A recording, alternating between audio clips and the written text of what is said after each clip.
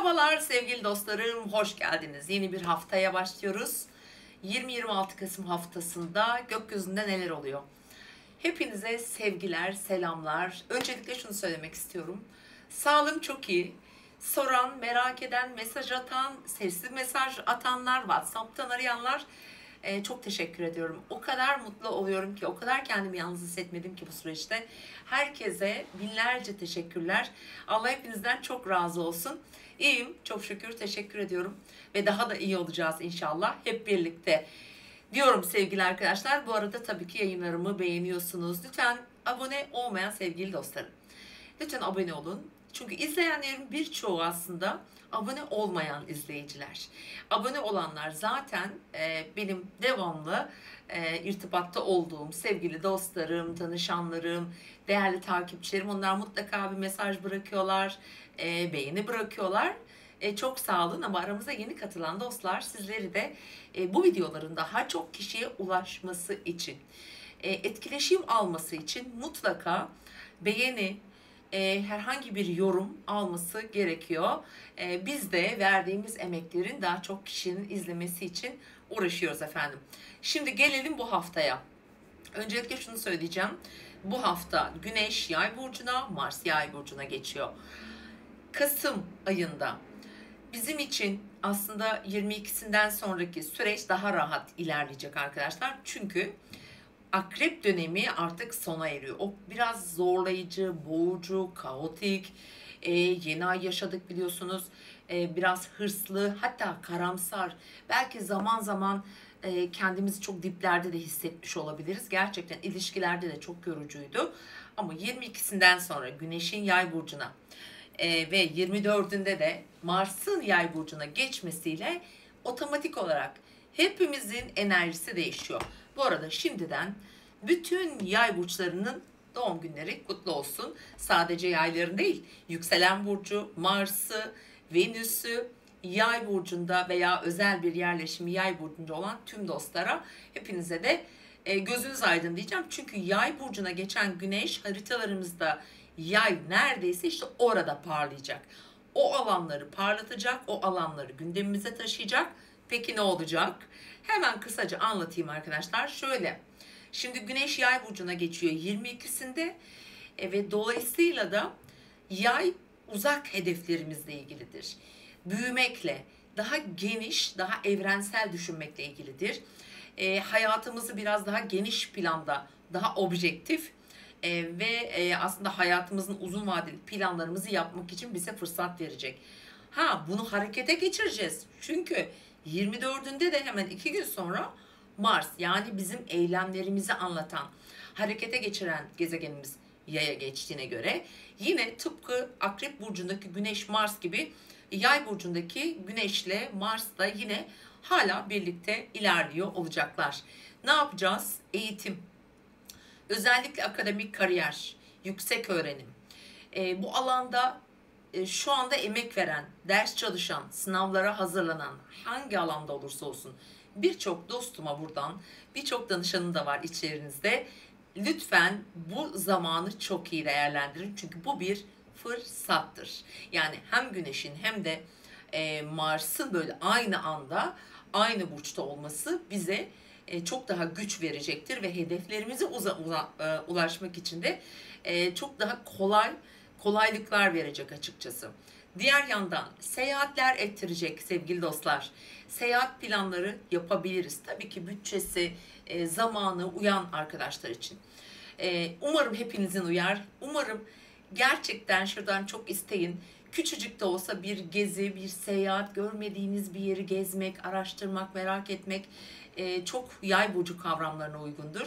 Diğer yandan hukuki süreçler. Bakın, mahkemelerle de çok alakalı bir hukuki süreciniz varsa mesela, diyelim ki bunu başlatabilirsiniz. Daha hızlı sonuç alabilirsiniz. Veya bu alanda sonuç bekleyenleriniz varsa mahkemeli konular, adli konularla ilgili çok hızlı bir sürece başlıyoruz. 22 Kasım 22 Aralık arasında bunu çok güçlü yaşayabiliriz. En güçlü yaşayacağımız zaman da söyleyeyim, 27 Kasım. Çünkü 27 Kasım'da burada bir dolunay meydana gelecek. İkizler Burcu'nda bu arada. Şimdi diğer yandan Ticari konuları çok aktifleştirecek. Ticaretle ilgilenen dostlarımız, yurt dışıyla ilişkili bir takım girişimler yapmayı planlayan dostlar mutlaka vardır aramızda. Yine bu 24'ünden sonraki süreci ta 22 Aralık'a kadar değerlendirebilirsiniz. İş anlaşmaları için çok uygun, çok hızlı ilerleyecek bir süreç.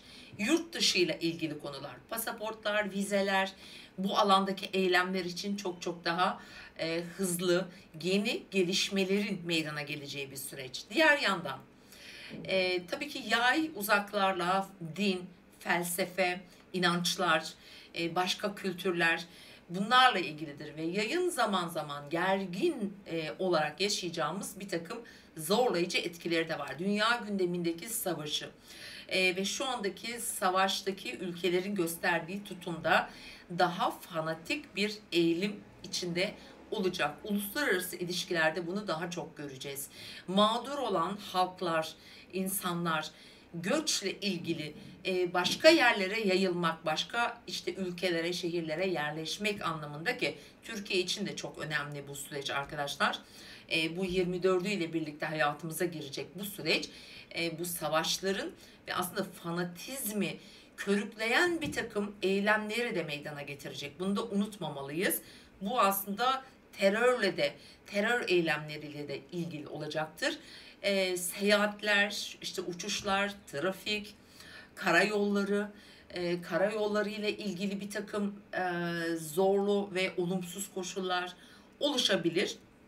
Sevgili dostlar, yani Güneş'in Yay burcuna geçmesi kişisel olarak bizim enerjimizi yükseltecek, hedeflerimize konsantre olacağız ama toplumsal alanda bizi birazcık daha da zorlu günler bekliyor diyebilirim. Çünkü Yay'da bir Mars, bir Güneş, bu inançlarımızla mesela aynı inanca, aynı görüşe sahip olmadığı kişilerle veya toplumlarla ilgili mesela ne diyelim ibadet yerleri burada çok önemlidir. Kiliseler veya dediğim gibi benzeri yerler, bunlar tabii bizim inancımıza göre camilerimiz için de aynı şey geçerli.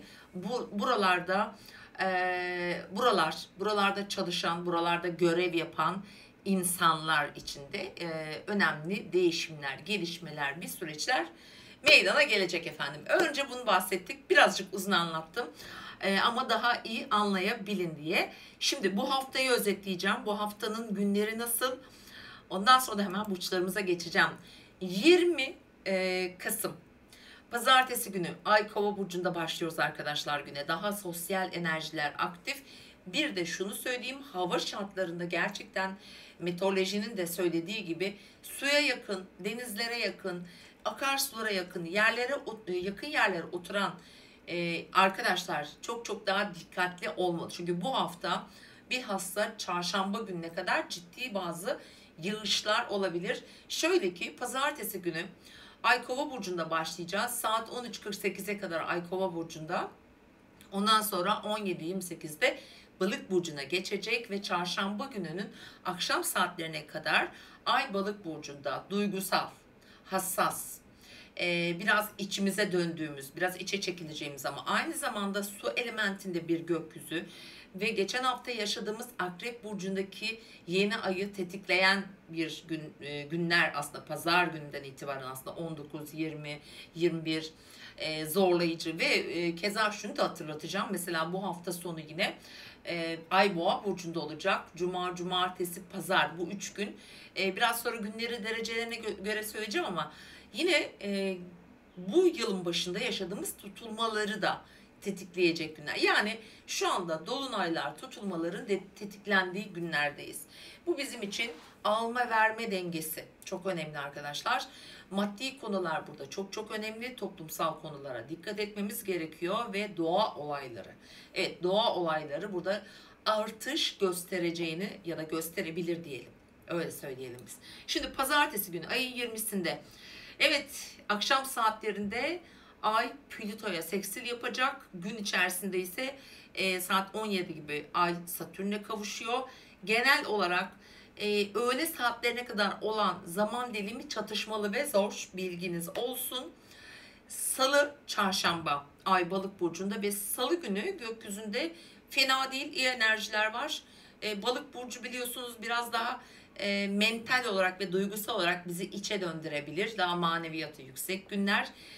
Çarşamba gününe baktığımızda güzel bir gün görüyorum.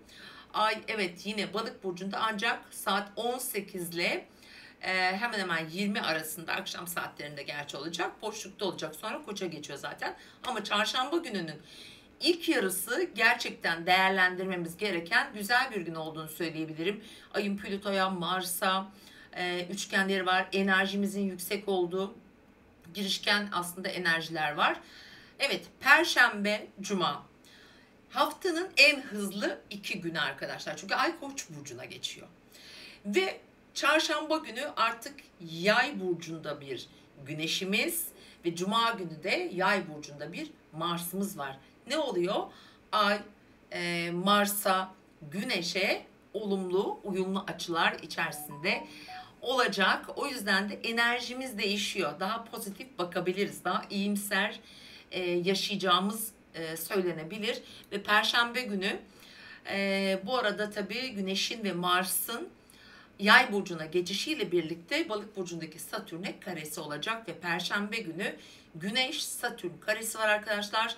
Özellikle tüm gün etkili aslında, bakın tam olarak 12.46'da Güneş Satürn karesi enerjimizi düşürebilir, olumsuzluklarla karşılaşabiliriz. Yaşamsal olarak kendimizi biraz böyle diplerde hissedebiliriz. Çünkü hani Satürn kısıtlayan, engelleyen bir gezegen, yaşamı temsil eden Güneş'le zorlu açılarında bir takım blokajlarla karşılaşabiliriz. Çok önemli gün olduğu için, önemli görüşmeler için çok tavsiye edeceğim bir gün değil. Perşembe gününe Cuma gününe bakıyoruz. Şimdi bu arada tabii ki aynı şekilde Mars'ta da Güneş'in karesi var, Satürn'ün karesi var. Bu arada bunu unutmayalım. Bu da zorlayıcı bir etki sevgili dostlar ve bunu aslında Perşembe günden itibaren hafta sonuna kadar hissedeceğiz. Mars-Satürn karesi gerçekten zor bir kavga enerjisidir. Çok zorlayıcıdır. Ateş elementinde. Özellikle Perşembe günü zorlu gözüküyor. Aynı şekilde mesela Cuma günü yine ateş elementinde olduğu için Koç, çok hızlı bir takım gelişmeler hayatımızda olabilir. Ani haberler alabiliriz, duyabiliriz. Hani bunları çok ve Satürn'ün Mars'la karesi arkadaşlar Cumartesi günü kesinleşiyor. Yani Cumartesi günü Ayın Jüpiter'le de kavuştuğu ve Ayın Boğa burcunda olduğu biraz büyüten olayları getirebilir. Gerçekten geçiş haftası diyebilirim. Herhangi bir konuda önemli gelişmeler yaşayabilirsiniz ki özellikle biliyorsunuz 27'sinde hemen bir dolunay yaşayacağız. Bu dolunayın etkilerini de devreye sokacak tabii. İletişim, trafik, karayolları ile ilgili konular, bilgiyle, teknolojiyle ilgili konular ki burada teknoloji çok çok daha öne çıkacaktır. Ateşli silahlar, ateşli konular, hızlı, güçlü bir enerji aktif olacak. Şimdi baktığım zaman mesela Cumartesi günü ve Pazar günü, Cuma akşamından itibaren bu arada Cuma saat 12'den sonra Ay Boğa burcuna geçiyor. Maddi manevi konular, kendi güvenliğimiz, huzurumuz, kendimizi ve ailemizi güvence altına almak gibi bir duygu içinde oluruz. Çünkü Ay Boğa burcuna geçecek ve Cumartesi günü tam olarak saat 18.57 itibariyle de Satürn'ün Mars'ta karesi var. Bu toprakla da ilgilidir. Kendi güvenliğini sağlamak için bir takım blokajlar koyabilir. Ülkeler arası savaşlarda ciddi olaylara şahit olabiliriz. Gerçekten biraz zorlayıcı bir zaman dilimi olduğunu söyleyebilirim. Pazar günde yine aynı şekilde ayımız Boğa burcunda, fakat ayın Plüto'yla işte Neptün'le güzel etkileşimleri var sevgili dostlar. Evet biliyorum çok da tatlı şeyler anlatamadım ne yazık ki bu hafta için, ama genel olarak bizim bireysel anlamda bakalım gökyüzü burçlarımıza neler getirecek. Şimdi efendim hemen başlıyorum. Koçlar ve yükselen burcu Koç olan sevgili dostlarım. Evet 20 Kasım haftasında Güneş ve Mars, 22 Kasım'da Güneş, 24 Kasım'da Mars Yay burcuna geçiyor. Ve sizin bu hafta ve Aralık ayının 20'sine kadar olan süreçte Güneş Yay burcu seyahatlerinizi, eğitimle ilgili konularınızı, bir takım ticari konuları, hukuki süreçleriniz varsa o alanları seyahat etmeyi düşünüyor olabilirsiniz. Böyle içinizden böyle bir plan ya da böyle bir istek geliyor olabilir. Lütfen küçük küçük mucizelerin size gelebileceğini unutmayın. Çünkü gökyüzü ateş elementine bürünüyor ve siz koçlara çok iyi destek olacak. Hem Mars'ın hem Güneş'in unutmayın ki desteğini alıyorsunuz. Hayatınızda bu ay boyunca ne yapmak istiyorsanız, çok uzak hedefler varsa, hayalleriniz, idealleriniz varsa onları gerçeğe geçirmek, hayata döndürmek için gerçekten güçlü bir evrenin desteğini alıyorsunuz. Niyetlerinizden vazgeçmeyin, isteklerinizden vazgeçmeyin. Canı gönülden istemeye devam edin ki bu gökyüzü, yani Yay burcundaki Mars ve Güneş bu alanda inanılmaz bir destek sağlıyor size. Aynı zamanda bu haftanın mesela aşk hayatında şanslı burcusunuz. Çünkü Güneş ve Mars'ın işte ateş elementlerinde gezdiği sürelerde aşkla ilgili, ilişkilerle ilgili konuları özellikle haftanın ortasında hareketlendirecek. Bir takım pasaporttur, vizedir, hukuki süreçtir gündeminizde varsa bunlar gündeminize gelecektir efendim. Çünkü Ay Koç burcuna geçecek. Hemen söylüyorum size, haftanın önemli günleri bunlar sizin için sevgili koçlar. Perşembe ve Cuma arası, bu arada çarşamba akşam 9'dan itibaren bu. Ay burcunuzda olacak. Hayatınızdaki önemli konulara kararlar verebilirsiniz. Dediğim gibi mesela bu ilişki olabilir. Venüs şu an hali hazırda çok fazla sizi destekliyor. Çünkü ilişkiler evinizden geçiyor. Ve bu haftanın bu ortasındaki 2 gün ilişkilerinizi yolunda gitmeyen veya olması gereken ya da bitmesi gereken bir takım konulara karar verebilirsiniz. Hedeflerinize doğru bir takım adımlar atmak için gerçekten önemli bir hafta. Lütfen iyi niyetlerinizi, olumlamalarınızı eksik etmeyin. Bu hafta sevgili koçlar sizin için çok kıymetli bir hafta olacak. Şimdi haftanın başında hemen pazartesi günü sosyal ilişkileriniz, arkadaşlarınız, onlarla paylaşımlarınız gündeminizde olurken salıdan çarşamba güne kadar olan süreçte Ay Balık burcunda biraz daha kendinizi kontrol etmek, arka tarafı düzenlemek, ruhani haliniz olabilir. Planladığınız işleri belki notlar almak, bir düzenleme içinde olacaksınız aslında. Bir hazırlık içinde olacaksınız bu salı ve çarşamba günü. İşte perşembe ve cuma günü ise direkt harekete geçiyorsunuz. Ancak şuna dikkat edin. Çünkü perşembe günü Güneş ve Satürn karesi var. Ve cumartesi günü de Mars ve Satürn karesi var. Mesela bu sizi nasıl etkiler? Diyelim ki biraz önce saymış olduğum konularda eğitim, hukuki süreçler, seyahatler vesaire veya yolculuklar. Bu alanlarda özellikle bu hafta biraz dikkatli olun lütfen. Bilhassa dediğim gibi özellikle öncelikle cumartesi günü ve onun ardından gelecekte mesela ben şimdi çarşamba diyorum ama salı günden de etkili olacağını söyleyebilirim. Salı ve pazar arası Güneş'in Satürn'ü, Mars'ın Satürn'ü olan kareleri zorlayıcı olabilir. Ha belki haritanız etki almaz. Hatta belki de olumlu etki de alabilir. Hani burada bir şey söylemeyeceğim. Bu anlamda bir şey diyemem. Aile içi konularında belki bir takım konular gündeme gelebilir. Bir seyahat planınızı harekete geçirebilir gibi gündemleriniz olacak. Hafta sonu ise parayla ilgili konular devreye girecek. Bir takım bütçe planlamaları yapıyorsunuz. Bir durum var, onun için bir para hazırlığı olabilir. Beklenen bir para artışı vesaire. Aileden bekliyor olabilirsiniz, eşten bekliyor olabilirsiniz veya ortaklı bir işte bir gider ortaya koymak durumunda olabilirsiniz. Bunun gibi konular gündeminizde olacak ama en çok ne biliyor musunuz? Sizin yakın çevreniz, para ve yakın çevreniz, kardeşleriniz ve bir takım konularda yeni bir başlangıç yapmak yakın çevreyle ilgili olarak, eğer bunlar gibi gündemleriniz varsa bunlar ya seyahat olacaktır ya bir yeni başlangıç olacaktır. Hızlı bir trafik söz konusu olacak sevgili koçlar. Önemli bir hafta. Lütfen motivasyonunuzu sakın düşürmeyin. Her şey istediğiniz gibi olabilir. Hoşçakalın.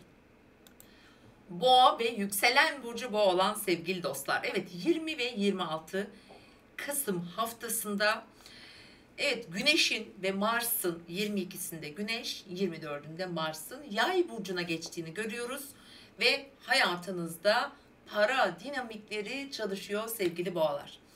Uzun bir süredir ödenemeyen bir borç, beklenen bir para, bankalarla ilgili bazı durumlar, gelişmeler varsa ya da bekliyorsanız, bunlar krediler, borçlar, sigortalar, eş veya ortaklı işlerin bir takım mali konularını yürütmek gibi, vergi, sigorta vesaire, bunlar gibi durumlarda tabii ki olabilir. Hani Mars, Güneş de burada son, hani Aralık ayının 20'sine kadar özellikle gündeminizi çalıştıracak ve hayatınızda en çok gündeminize gelen konu para olacak. Bir taraftan kazançlarınızı arttırmanın aslında bereketini de yaşayacaksınız. Bir gelir de gelecek. Ama diğer yandan belki bugüne kadar fırsat bulamadığınız bir takım borçlarınızı kapatacaksınız ya da yeniden yapılandıracaksınız. Bunun gibi durumlar Yay burcu dinamikleri sizin hayatınızda getirecek. Evet, diğer yandan yönetici gezegeniniz Venüs. Terazi burcunda, bu hafta da Terazi burcunda ilerliyor. Sağlıkla ilgili konuları size aslında güzel çalıştırıyor. Parayla ilgili konularda güzel çalıştırıyor. Burayı kariyer ve mesleki anlamda daha destekli oluyorsunuz. Ama şunu söylemek istiyorum. Bir takım bazı boğalar için. Biliyorsunuz Jüpiter Boğa burcunda.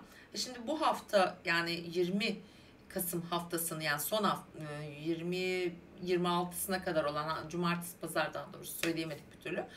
Şimdi bir takım ihmaller, canının bir şey yapmak istemesi, atalete düşmek, bir şeyleri ertelemek, ötelemek gibi durumlar hatta bu hafta da yaşamış olabilirsiniz. Çünkü Jüpiter burada bir rehavet veriyor, bir de retro.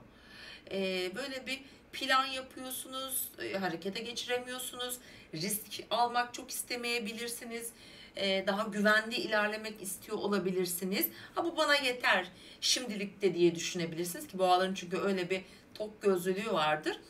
Ama burada lütfen atalete düşmeyin. Onun yerine yapmanız gerekenleri lütfen ertelemeyin. Yani boğalara önerim bu, sevgili boğalar. Diğer yandan şimdi bu hafta hareketlerine baktığımızda pazartesi ay sizin mesleki konularınızı, işinizi, kariyerle ilgili konuları, ondan sonra buradaki geçişleri, iş yerinde çalıştığınız yerde, belki de aileyle ilgili konularda bir takım gündemlerinizi yaratabilir. Sosyal çevreniz, işiniz gereği belki bir sosyal platforma geçmeniz gerekiyor veya orada bir ekibe, gruba bir sunum, bir şey yapacaksınız. Hani böyle bir durumunuz da olabilir. Bunları planlamak üzere çalışacak. Salı, çarşamba.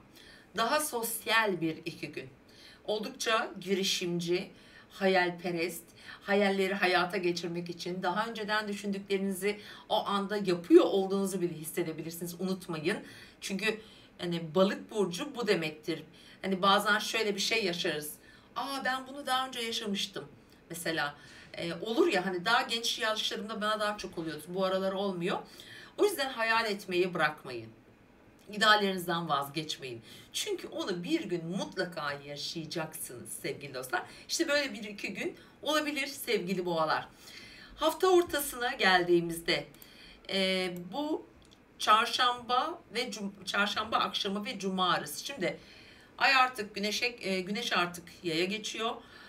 Cuma günü Mars geçiyor ve çarşamba günü Satürn Güneş karesi var. Cumartesi günü ise Mars Satürn karesi var. Şimdi bu sizi etkiliyor mu? Şöyle etkileyebilir. Yani direkt etki yine evet, doğru, almıyorsunuz. Direkt etki almıyorsunuz ama sosyal çevreniz, arkadaşlarınız, eşiniz, dostunuz, çocuklarınız, belki de onların hayatları, onların parası, onların bir takım zorlukları olabilir. Onları kolaylaştırmak, onlardan destek veya onlara destek olmak gerekebilir. Diyelim bir ilişkiniz var. Bu arada aşk hayatı ile ilgili konular için biraz dikkatli olunması gereken bir hafta, söylemek istiyorum bunu. Özellikle boğalar için. Çünkü aşk hayatlarında sosyal çevrelerinde biraz daha dikkatli olması gerekiyor bu hafta sevgili boğaların. Özellikle de hangi günler? Salı ve çarşamba. Oraya biraz dikkat ediyoruz. İlişkilerimiz, sosyal ilişkilerimiz. Evet, o güzel şeyler olurken bir takım zorluklarla da karşılaşabiliriz. Oraya temkin diyoruz. Özellikle ayın 22'sinde. Şimdi Ay Koç burcuna geçiyor dedik ve Cuma akşamı itibariyle artık Ay burcunuza, yani Boğa burcuna geçiyor. Cumartesi, Pazar günü de Boğa burcunda. Bu size ne yaptırır? Bakın, güneşinizle, yükseleninizle, işte atıyorum Jüpiter'inizle, belki Satürn'ünüz var orada, belki başka bir gezegeniniz var. Bu 2 gün kavuşum yapacak ve bu sene içerisinde yaşadığımız tutulmaları da tetikleyecek. Şimdi o yüzden ilişkilerdeki dengeleri değiştirecek bir takım gelişmeler olabilir. Diğer yandan mesela ciddi bir ilişki hakkında bir duruş sergileyebilirsiniz. Bu iş de olabilir sevgili boğalar. Mesleki konuda olabilir. Bir büyüme, bir genişleme arzusu içinde olabilirsiniz. Yönetici gezegeniniz size sağlığı da işaret ediyor. Bu arada sağlığa biraz daha hala özen göstermeye devam ediyoruz. Ama artık hani Mars, Güneş yaya geçeceği için hafta ortasından itibaren dolayısıyla hani buralarda bir tık daha özgürleşiyorsunuz. Yani sağlıkla ilgili konular biraz uzaklaşıyor artık sizden. Sevgili boğalar, eğer şu an beni izleyen sağlık sorunu yaşayan bir boğaysanız veya fiziksel konularda bir gelişim, bir değişim, bir yenilik istiyorsanız artık işin kısmı biraz keyfe döner.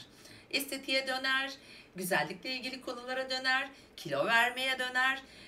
Hani ciddi sağlık sorunlarından keyfi sağlıkla ilgili yapılar gün yüzüne çıkacak. İşte hafta sonu böyle bir karar verme ihtimaliniz var. Ancak gündeminize özellikle önümüzdeki haftadan itibaren gelecek konu paradır. Bunu unutmayın. Sevgili boğalar, finans göstergeleri burada çok çok güçlü gözüküyor. Biraz önce söyledim. Mars'ın, Güneş'in Yay burcuna geçmesi maddi konularınızı devreye sokuyor. Alma verme dengesi, paylaşılması gereken kaynaklar, bunlar sigorta, vergi dedik ama miras bile olabilir. Bununla ilgili konular olabilir. Hani çok büyük bir şey beklemeyin ama parasal konular çok gündemimizde. Özür dilerim. Çünkü burada bir aynı zamanda 27'sinde bir dolunay yaşayacağımız için. Evet sevgili boğalar, umarım her şey istediğiniz gibi gönlünüzce olsun. Lütfen vazgeçmeyin, pes etmeyin. 20-26 Kasım haftasında ikizler ve yükselen burcu ikizler dostlar, ilişkileriniz bir numara oluyor. Evet, en çok ilişki gündemi yaşayacak burçsunuz. Evet, bu hafta ve gelecek hafta da aynı şekilde aslında ikizler burçlarının tüm ilişkilerini şöyle mercek altına aldıkları bir zaman dilimine giriyorsunuz. 22'sinde Güneş Yay burcuna, 24'ünde Mars Yay burcuna geçiyor. Bunlar sizin ilişkilerinizdeki dinamiklerinizi çalıştıracak. Orada sizi harekete geçirecek. Bir süredir uyuyan güzel, hani bazen bir masal var, uyuyan güzeli uyandırdık veya uyuyan devi uyandırdık gibi. İşte böyle uyuyan bazı konular artık uyanacak. Benimle ilgilen diyecek size. Hani orada bir gündem olacak. Çünkü oraya ışık tutacak. Güneş orada parlayacak ve siz ilişkilerinizdeki durumları diyelim, konuları gözden geçirme zamanına geldiniz. Evet, özellikle 22'sinde bu alandaki Güneş Satürn'le bir kare yapacak sevgili ikizler. Bu sizi çok yakından ilgilendiriyor. Bilhassa ikizler burcunun ilk günlerinde işte 22, 23, 24, 25 Mayıs'ta doğduysanız veya yükselen burcunuz 1-5 derecelerde, bunun birkaç derece öncesi de olabilir, yani boğa da olabilir bu arada, boğanın son dereceleri de etki alır. Güneşin Mars'la olan karesinden etki alırsınız. Mesela bu olasılıklar şöyle ben sıralayabilirim. Bu çünkü tamamıyla doğum haritasındaki görsellerle ilgilidir. Ben şu an sadece afaki konuşuyorum. İlişkilerde ani bir takım yön değişiklikleri getirebilir. Mesleki anlamda, çünkü Satürn de burayı etkiliyor. İş ve kariyerle ilgili konularda bir takım engellerle karşılaşabilirsiniz. İlerlemesini istediğiniz bir konu yavaşlayabilir, hatta durabilir. Birdenbire bir problemle karşılaşabilirsiniz. Olabilir. İnsanlık hali. Hayat bazen böyle bizi durdurur ve bu durmaların da bir sebebi vardır. Onun sebebi de ne biliyor musunuz?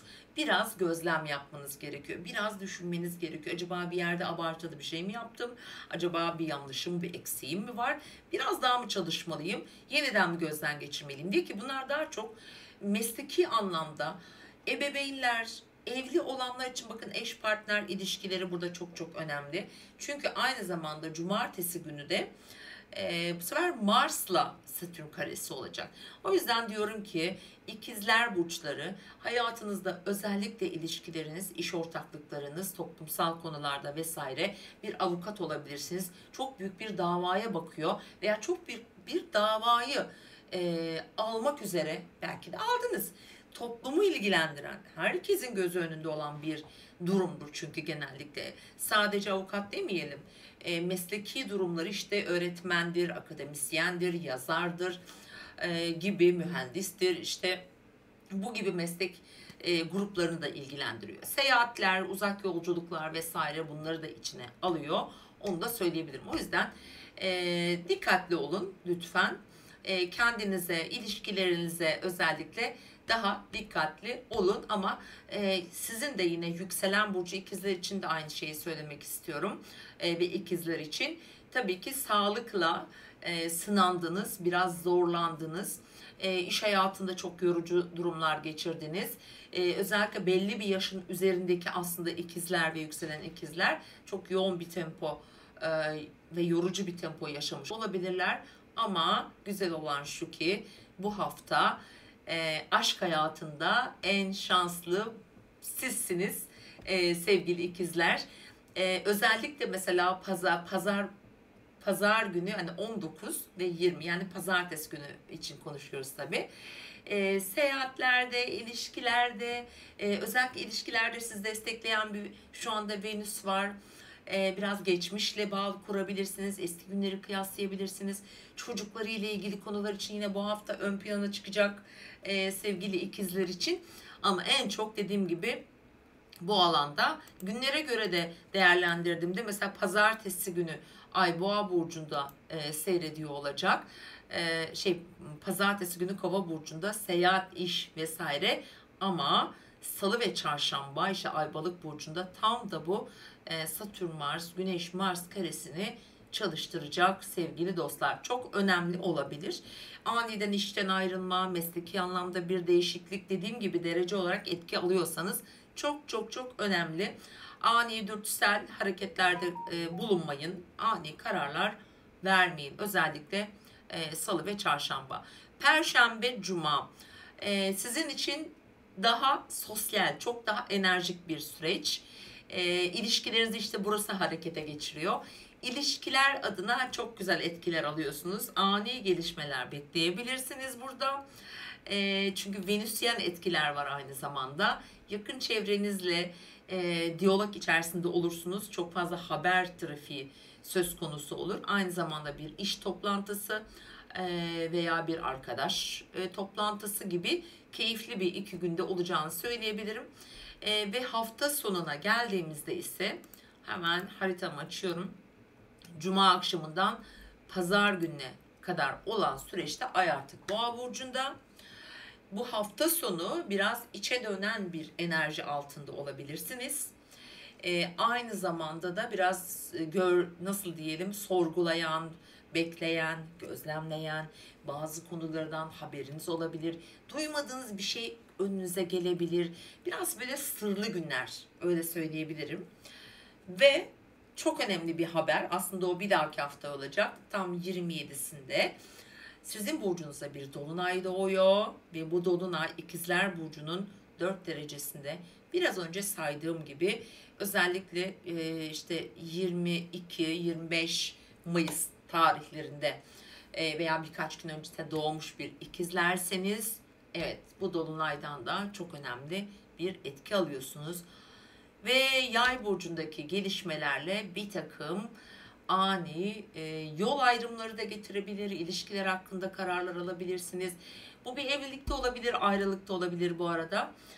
Hakikaten çok önemli. Tüm ikizler için önemli bir Kasım, 20 Kasım ve Aralık'ın 20'sine kadar olan süreç ilişkiler adına çok önemli olacak sizler için. Efendim, hiçbir şeyden vazgeçmeyin. Kararlarınızı sürdürün.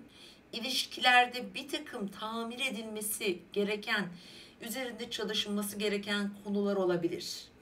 Burada gökyüzü şu işareti veriyor aslında, ben onu söylemek istiyorum size. Biraz mücadele et. Biraz daha çaba göster diye nacizane fikrimi söylüyorum. Bilhassa ilişkiler adına. Evet canım, mutlu haftalar diliyorum. Hoşça kal. Yengeç ve yükselen burcu yengeç olan dostlar, 20-26 Kasım haftasında sizi neler bekliyor? Efendim, bu haftadan itibaren 22'sinde Güneş, 24'ünde Mars Yay burcuna geçiyor ve önümüzdeki bir aylık bir süreci çalıştıracak ve hayatınızda yapmak istediğiniz değişimler için size fırsat verecek. Bunlar hangi alanda? Öncelikle iş diyelim. Sevgili yengeçler, çalışma ortamlarınız, çalıştığınız yerler ya da çalışmıyorsunuz, belki de bir iş hayatını size getirebilir ve bunu başlatabilir. Ve bu hafta ortasında bence buralar çalışacak. İş arayan, işinde bir yenilik yapmaya niyetli olan veya bu alanda bir girişim başlatmış bir yengeç olabilirsiniz. Yeni bir girişiminiz vardır.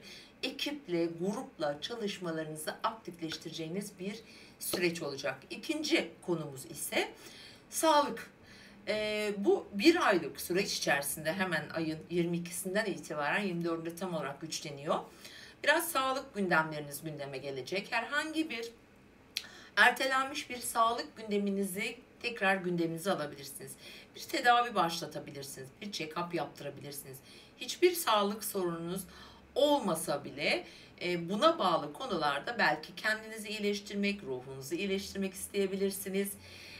Bedensel özellikleriniz olabilir, kilo ile ilgili bir takım belki sorunlarınız var. Bunlarla ilgili bir takım egzersizler, spora başlamak gibi gündemleriniz olurken, üçüncü olarak daha çok evcil hayvanları olanlar yine bu alanda bu zaman sürecinde bir takım değişimler, yenilikler veya bir süreci hareketlendirecek. Bir de şöyle bir süreçte olabilir.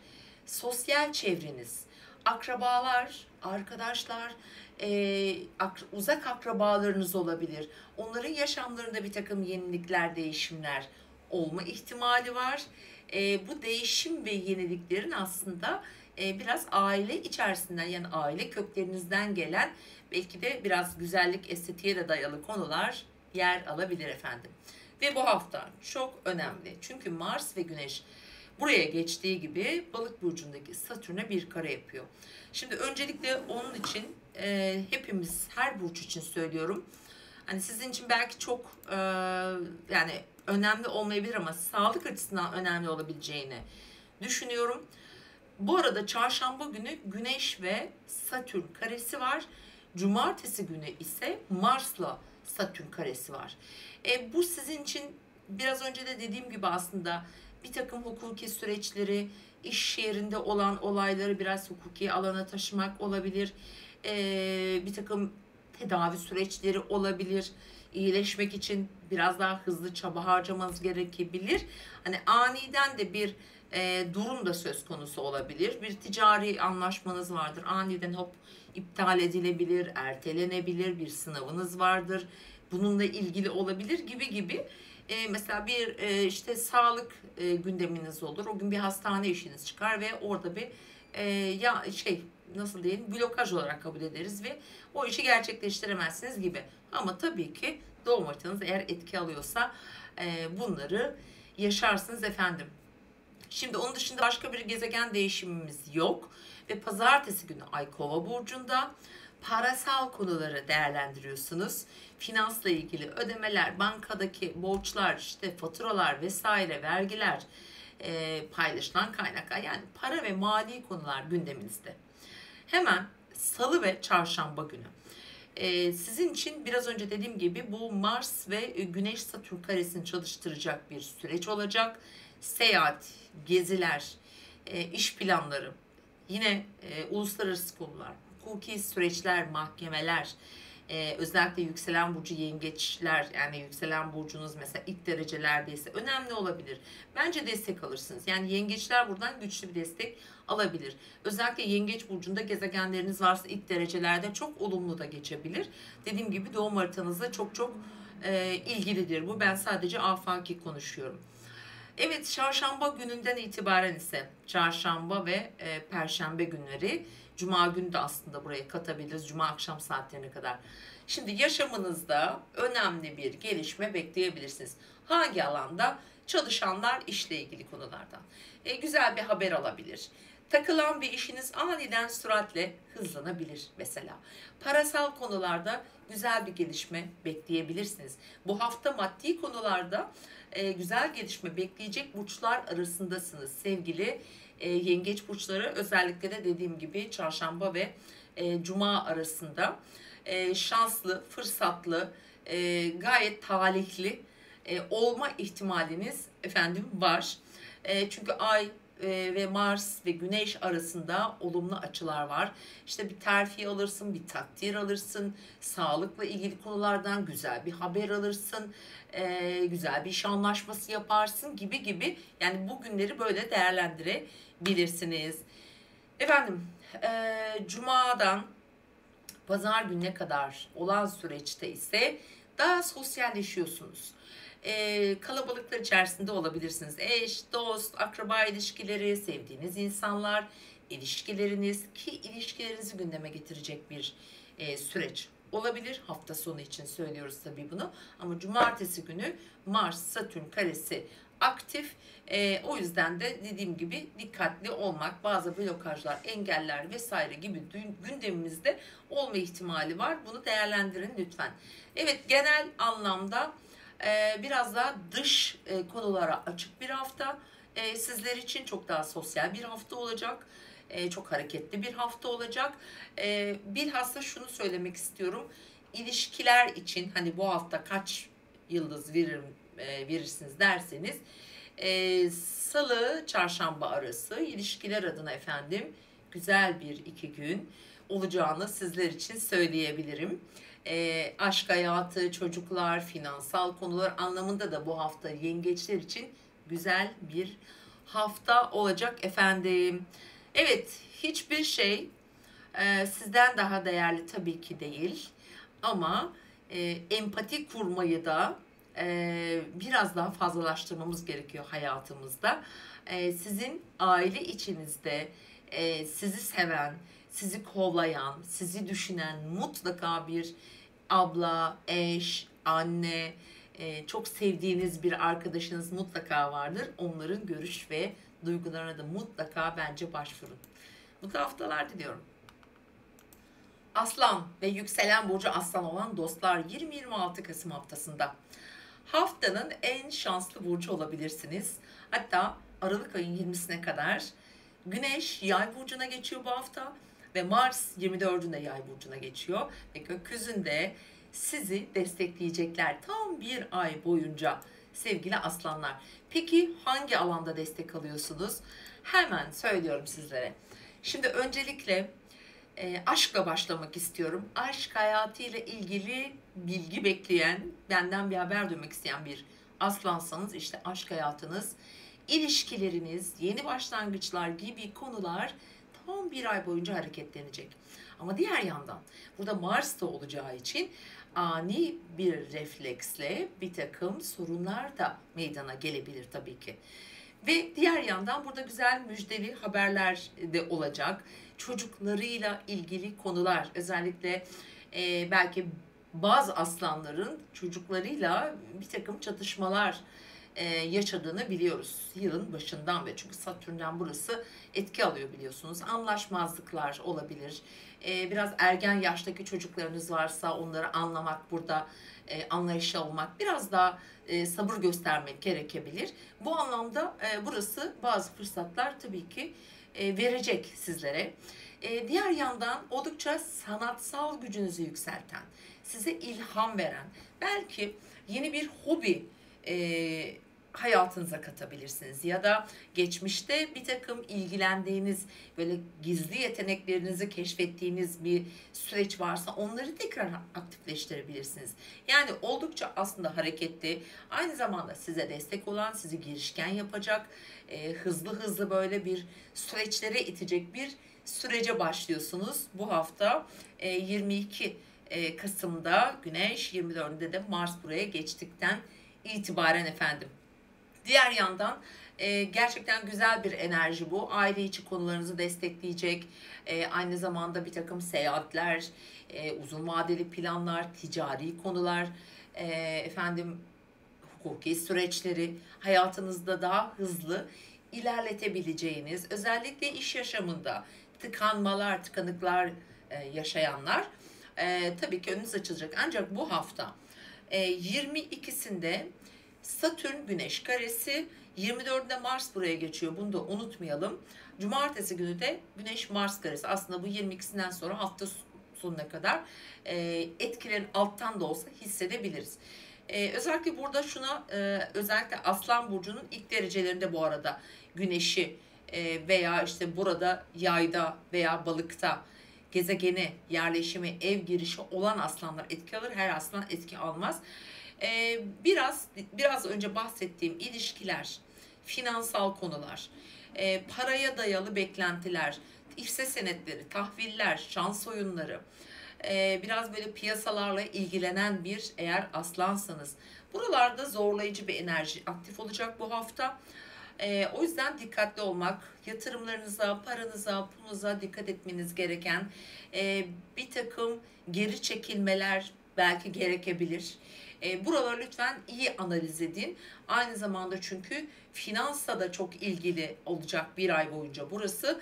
Hızlı böyle ani gelişmeleri de takip edeceksiniz. O yüzden dikkat edin lütfen. Diğer yandan şimdi haftayı böyle günlere göre bölersek, pazartesi günü ayımızın Kova burcunda olduğunu ve sizin ilişkiler evinizde olduğunu, ilişkilerle ilgili konular, ortaklı işler, bir takım orada gelişmeleri takip edebilirsiniz. Ve hemen Salı gününden Çarşamba gününe kadar olan süreçte ise şimdi şöyle bir süreç var. Diyelim aile gündeminizde bir sorun vardı, halletmeniz gerekiyordu. Aile içindeki bireyler, ebeveynler, ev vesaire gibi. Bu alanlarda bir para işi, burada bir paylaşım, burada bir anlaşmaya varmak gibi daha uyumlu bir süreci yakalayabilirsiniz. Finans göstergeleri çalışıyor çünkü bu 2 gün. Bankalar, resmi kurum ve kuruluşlar, o alanda önemli konular, mesela burada önemli konular olacaktır bu Salı ve Çarşamba günü. Yani uzun vadede etkili olan konu, yani günlük mesela fatura ödemesi gibi düşünmeyin bunu. Eğer doğum haritanızda da işte burada önemli bir gezegeniniz varsa, mesela Balık burcunda özellikle bu etkileri yaşarsınız. Evet, hafta ortasına geldiğimizde ise Çarşambadan Cuma'ya kadar. Evet, aslanları çok destekleyen bir süreç. Bu 2 gün özellikle aşk hayatını destekliyor. Kendinizle ilgili aldığınız kararları, işinizle ilgili olabilir, eğitimle, öğrenimle ilgili olabilir. Mesela hani buraya baktığımda bu ne olabilir? Uzun yolculuklar, seyahatler, yurt dışı ile ilgili konular. Burada beklentisi olan, burada amacı, hedefi olan bir aslansanız bu 2 günü mutlaka değerlendirin. Çünkü gökyüzü sizi fazlasıyla destekliyor. Önünüzü açacak yeni kilit noktalar keşfedebilir. Bazı kapıları aralayabilirsiniz efendim.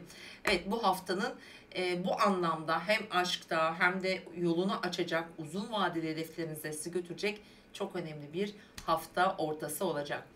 Evet, Cuma akşamından Pazar gününe kadar ise sizin için biraz daha durduğunuz yer, konumlandığınız yer ya da kendinizi kitlediğiniz bir hedefiniz var. Bu çocukları da olur bazılarının, kimisinin işi olur, bazısının parayla ilgili dinamikleri olur. Bunları yöneteceksiniz. Burada işle mesleki alanda da önemli gelişmeler bekleyebilirsiniz. Cuma akşamından Pazar gününe kadar, ancak Cumartesi günü unutmayalım ki Satürn Mars karesi devrede. Çok birebir sizi etkilemeyebilir bu arada. Ama yine de derece olarak dediğim gibi işte balıkta, yayda, ikizlerde, gezegeniniz ilk derecelerde varsa tabii ki dolaylı da olsa belki etki alma ihtimaliniz var efendim. Evet sevgili aslan burçları, gökyüzünün böyle desteğini almışken, rüzgarı arkanıza almışken önünüze hiçbir şey aslında duramaz diyebilirim. İlişkileri de bir daha hayata geçirecek. Eski ilişkileri de bu arada gündeminize tekrar getirecek. Tekrar bir bağ kuracaksınız. Ve yeni girişimler ve yakın çevreniz olan bağlarınızı da oldukça pekiştirebilecek. Mesela dargınlıklar bitebilir kardeşle veya yakın çevreyle ilgili ve ticari konular için de perfect bir hafta efendim. Mutlu haftalar diliyorum. Kendinize iyi bakın. Başak ve yükselen burcu Başak olan sevgili dostlar. Şimdi bu hafta 20-26 Kasım haftası sizin için çok önemli. Bir süreci başlatacak aslında. 22'sinde Güneş Yay'a geçer geçmez hemen 24'ünde de bu arada Mars Yay burcuna geçiyor ve sizin yani bir takım Başakların aile konuları var yaklaşık 1,5 belki 2 seneden beri. Aile içi, ebeveynler, onların hayatları, evleri, miraslı, satılık vesaire veya kiralık gibi konular gündeminde olan Başaklar için çok önemli bir süreci başlatacak. Bu bir aylık bir süreç bu arada. 22 Kasım'dan 22 Aralık'a kadar sürecek bir süreç ve bu hafta çok güçlü çalışacak. Ailenizi, evinizi, yerleşim yerinizi önemli ölçüde etkileyebilecek bazı girişimler, gelişmeler, gayrimenkullerle ilgili konular, kentsel dönüşümle ilgili girişim yapmayı, harekete geçmeyi bekleyen bir Başak olabilirsiniz. Bu süreçleri hızlandıracak bir zaman dilimine girdiniz. Bu arada dediğim gibi evle ilgili konularda tabii yeniden şunu hatırlatmak istiyorum. Başak Burcu'nun ilk günlerinde doğmuşsanız etki alırsınız. Bu hafta için konuşuyorum bunu sadece. Ve Yay, Başak, İkizler ve Balık burçlarında gezegeniniz, ev girişiniz yine mesela 1 ile 5 derece aralığında yerleşiminiz varsa bu haftadan kesin etki alırsınız. Peki nasıl etki alırsınız? Şimdi öncelikle bu hafta Salı günü Güneş karesi var Satürn'le. Cumartesi günü de Mars Satürn karesi var ve değişken grup burçlarda olduğu için sizi etkileyebilir. Şimdi ilişkiler eviniz, ilişkilerle ilgili gündemleriniz, bu arada sorumluluklarınız daha doğrusu orada artıyor olabilir ya da böyle bir duygu içinde olabilirsiniz ve pazartesi günü Ay Kova burcunda biraz işle, günlük hayatla daha çok ilgileniyorsunuz ama Salıdan Çarşambaya kadar bakın ilişkilerinizle ilgili bir takım gelişmeler, ani gelişmeler bu arada olabilir. Derece olarak etki alıyorsanız eğer ortaklı işiniz vardır. Evli olabilirsiniz. Bir partneriniz olabilir. Önemli bazı toplumsal konularla ilgileniyor olabilirsiniz. Şimdi burada tabii ki Satürn, Güneş karesi bir takım zorlu koşulları gündeme getirebilir. İlişkilerde bazı blokajlarla, engellerle, kısıtlamalarla karşılaşabilirsiniz. Bir takım önünüzü kapatacak mesela mesleki anlamda baktığımızda durumlar olabilir. Yani Neptün var orada gerçi artık çok ilerledi derecesi ama sizi zorlayan, belki de sizi hayal kırıklığına uğratmış ilişkilerde bir takım altyapısı zayıfsa kopmalar olabilir ama bunlar daha çok sanki aile içi bağlarla ilgili olacağını düşünüyorum. Ve burada hemen Mars Satürn karesi de çalışacak. O da cumartesi günü. Hani biraz agresif enerjidir, zorludur. Lütfen dikkat edin. Biraz sağduyulu olmak, biraz sakin olmak gerekecektir. Zorlayıcı olabilir. Dediğim gibi eğer doğum haritanız etki alıyorsa biraz zorlayıcı. Anlaşmalarda bazı iptaller olabilir. Süreler ertelenebilir. Yani vesaire vesaire. Biraz kaotik bir hafta olacak zaten genel dünya içinde. O yüzden bunlara dikkat edin. Ama diğer yandan mesela şanslı olduğunuz konu para konuları efendim. Finans göstergelerinde gerçekten güçlü bir süreç. Bilhassa mesela bir para bekliyorsun veya bir para yatıracaksın ya da çalışıyorsun, zam bekliyorsun gibi mesela konular. Bunlar da aktifleşiyor hafta sonu ile beraber. Özellikle hani Başak burçlarının yönetici gezegenleri biliyorsunuz Merkür, ve Merkür de bu alanda olduğu için biraz daha kendinize odakladığınız yer aslında dediğim gibi demin biraz daha köklerinizle ilgili konular gündemde olacaktır ve bence hem iş hayatında hem de önemli para dinamiklerinde bazı şeyler bu hafta çalışabilir sevgili Başaklar. Günlere göre baktığımızda ise devam edelim pardon. Evet, Salı, Çarşamba arası ilişkiler dedik. Perşembe ve Cuma, Çarşamba akşamından Cuma gününe kadar ise yine finansal konular. Ama bu defa bence burada güzel çalışacaktır. Tam önemli bir şey söylemek istiyorum sevgili Başaklara. Mesela Çarşamba gece saatlerinden Cuma gece saatlerine kadar bakın Çarşamba, Perşembe, Cuma tam 3 gün finans göstergeleri çalışacak. Bir şeyin satışı, bir şeyin size geri dönüşü, bir banka borcu kapatma veya bir kredi çekme gibi konular aktif ve burada şanslısınız. Burada gökyüzü izin de veriyor veya anlaşamadığınız bir konuda bir anlaşmaya varılabilir mesela. Hani kaotik bir durumun içinden karlı da çıkabilirsiniz. Bir şeyin maddi boyutu gündeminize geliyor. Yani bu aslında sizin için güzel bir haber. Finansla ilgili konularda bu hafta Başaklar paralanabilir açıkçası. Ve Cuma'ya geldiğimizde Cuma ve Pazar arasında ise daha çok dış konularla efendim ilgileniyorsunuz. Dış konular nedir? Uzak bir yere gitmişsinizdir, bir seyahat yapacaksınızdır veya önemli bir anlaşma yapmaya çalışıyorsunuzdur. İşte atıyorum başka bir şehre bir yatırım yapacaksınız veya işte oraya gitmeyi düşünüyorsunuz. Belki de gittiniz. Bu alanlarda güçlü bir enerjidir. Hafta sonunda uzun vadeli işlerinize odaklanabilirsiniz. Hatta sürprizler de olabilir. Hani öyle de söyleyebilirim. Cumartesi özellikle sürpriz bir enerji olacak. İşte Jüpiter orada, Uranüs orada. Burada fırsatlar da gelecek. Hayatınızı güzel şekillendirebileceğiniz bazı konuların sizin elinizde, sizin iradenizde olacağı güçlü bir hafta. Özellikle haftanın ikinci yarısı çok çok çok güçlü. Diğer kişilerle sosyal ilişkiniz çok güçlü ve bu alanda da dengeleri iyi kurarsanız kârla çıkabilirsiniz sevgili Başak Burçları. Mutlu haftalar. Terazi ve yükselen burcu terazi olan dostlar. Şimdi bu hafta bütün amacınız belki de girişim yapmak olacak. Hızlıca bir girişim yapıyorsunuz. Başlangıçlar yapıyorsunuz. Seyahatlere gidiyorsunuz. Yeni planlar yapıyorsunuz. Eğitimlere başlıyorsunuz. Ne zaman? 22 Kasım günü Güneş Yay'a geçiyor. 24 Kasım günü de Mars Yay burcuna geçiyor efendim. Evet, bu önümüzdeki bir aylık yani 22 Aralık'a kadar olan süreçte ama bu hafta çok daha güçlü yaşayacaksınız. Eğitim, ticari konular, seyahatler, gezmeler gündeminizde olurken diğer yandan yakın çevrenizle çok beraber ve iç içe olacağınız bir süreç. Kardeşler, onların hayatları, onlarla olan ilişkileriniz, en çok onlarla ilgileneceksiniz ve yakın çevrenizle çok hızlı ve sık sık böyle bağ kuracağınız bir durum içinde olabilirsiniz efendim. Ve bunlar biraz para, borç alma verme ya da bir yatırım yapma, bir girişim için mesela bir kursa başlamak olabilir bu, bir eğitime başlamak olabilir veya bir terfi almak hani olma ihtimali var çalışanlar için. Yer değişiklikleri söz konusu olabilir. Haber bekliyordur, tayini istemiştir, atama çıkabilir vesaire. Bakın bu konuların hepsi teraziler için çalışıyor.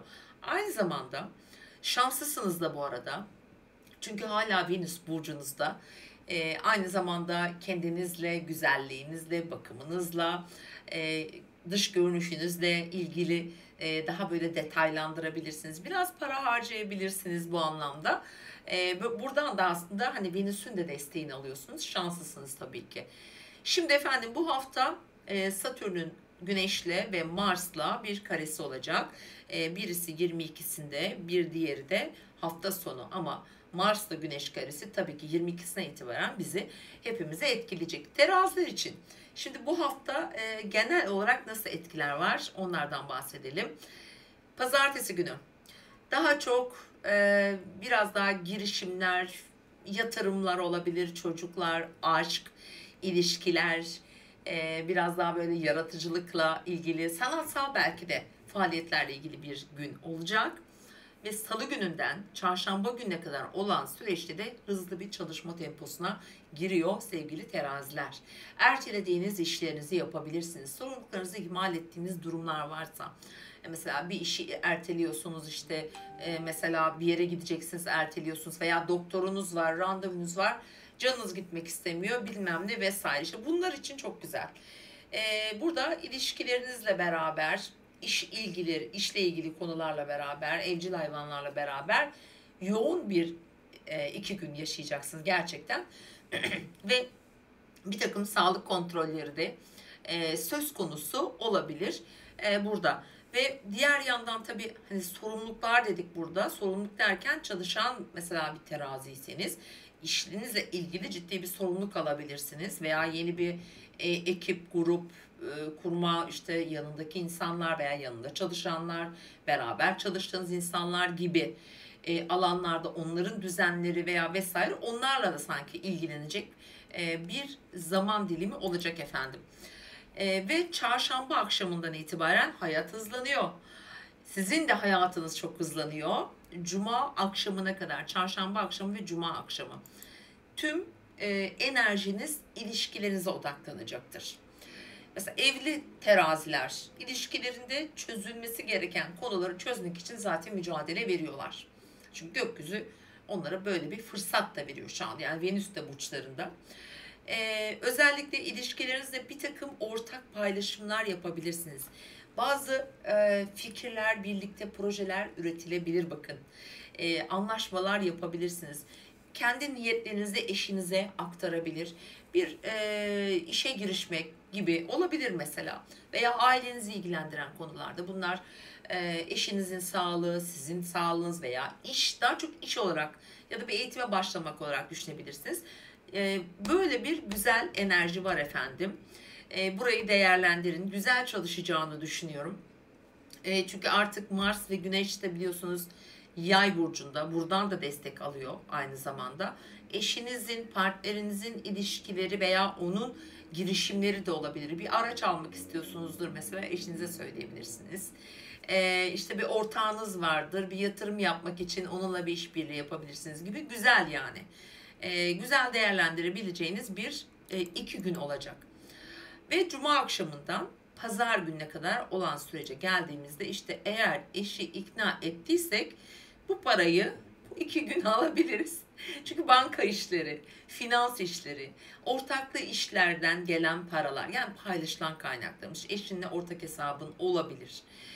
Mesela işte bir yatırımın olabilir. Bir yatırımını başka bir yatırımına çevirmek gibi bir durum olabilir. Biraz bu anlamda çok güçlü enerjiler var Cuma ve Pazar arasında. Şimdi diğer taraftan hani Satürn Mars, Mars Satürn kare, Satürn Güneş ve Mars karesini söylemedik. Ondan bahsedeyim. Biraz sağlık, yakın çevrenizin sağlığı, onların işleri, girişimleri olabilir. Hani Mars buradan geçerken çok cesur, çok atak davranır. Hele Yay burcunda çok güçlü bir yayılma ve büyüme isteği vardır. Hayatınızda herhangi bir konuda bunu tabii ki yapabilirsiniz.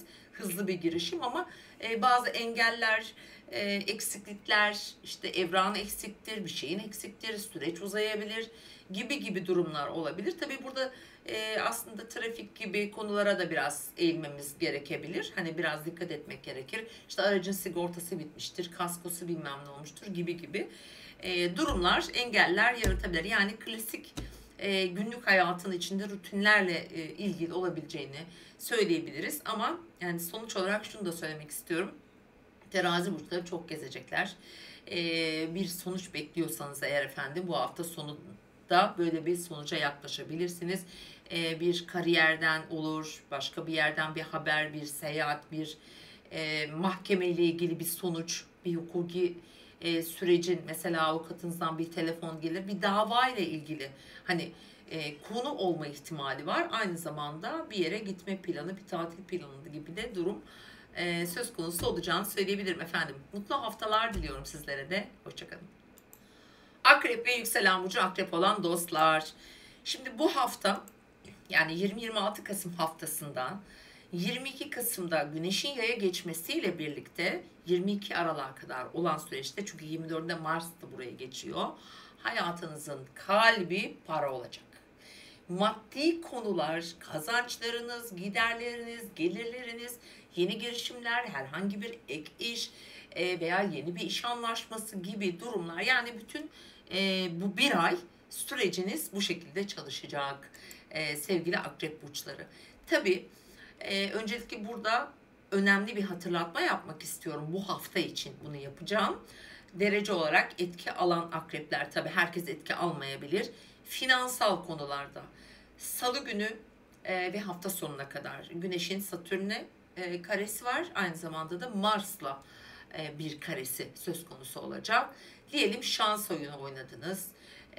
Borsayla ilgileniyorsunuz. Hisse senetleri, tahviller ya da yabancı para birimleri vesaire. Bakın buralarda bir takım zorlu koşullar oluşabilir. Bazı kayıplar getirebilir. Büyük risk asla almamak gerekiyor. Özellikle bu hafta için söylüyorum bunu.